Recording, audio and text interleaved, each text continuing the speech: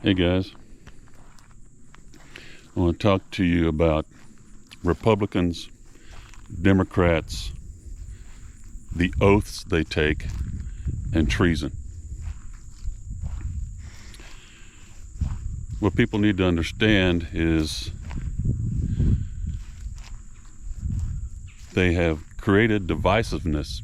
If the public really believes that there's two main parties, Republicans and Democrats, then they've already won the first battle, because they have indeed created divisiveness amongst us. The second thing I want to talk about is if the people have the chance to ask questions of these people that are running for office, the only question that needs to be asked and answered is this: are you going to uphold the Constitution as it is originally written? It's a yes or no question, and that's the only thing you need to know. Every other problem just melts away in our society if they would just do that job, uphold the Constitution as it was originally written. And uphold the Constitution means that they take that burden above themselves. The next thing I want to talk about is the Democratic Party. The moment the Democratic Party was created and a Democrat was elected, the Constitution was violated, because the Constitution says that it only supports a Republican form of government, period. Now, let's get to their oaths. No matter which one gets elected, they all take the same first oath, and that is to support and defend the Constitution. You've all heard it. You've seen it. What people don't realize is there is a second oath that these critters take. And that oath is called the, quote, the Israel First Oath, end quote.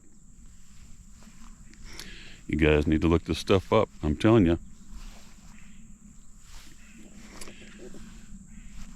And what that means is that after they get elected, and they must take the Israel First Oath, after they get elected, every decision that they make from that moment on, that decision has to be the most important decision for Israel first. That means all the money that they create out of thin air, all the decisions that they make in Congress, they have to make sure that they have thought about Israel first. And that brings up the word treason. The definition of treason, I'll say this: the Constitution mentions only one crime, and that is of treason. The reason is it's paramount to our country. The definition of treason is aiding and abetting a country that you're not part of or you do not have an allegiance to.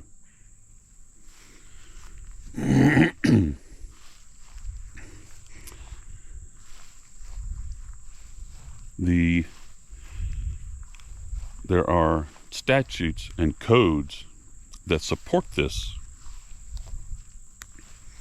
Title 18, Section 2381 speaks specifically of treason, and the penalty for that is death. It's actually death by hanging.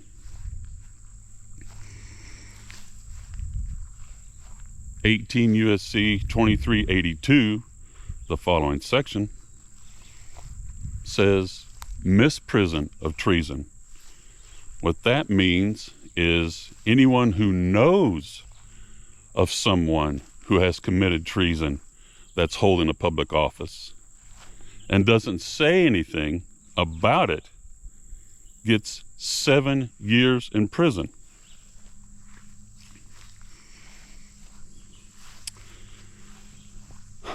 The proof of this Israel First oath is I live on Kentucky. Everybody loves Rand Paul. There are pictures of Rand Paul after he took office wearing the yarmulke on his head at the Wailing Wall. They all must do this. Otherwise, they don't get any stage to stand on. I don't know if you guys remember, but there is a video of Sarah Palin, beloved by many. In the background is a Israel flag that's in the window, I believe.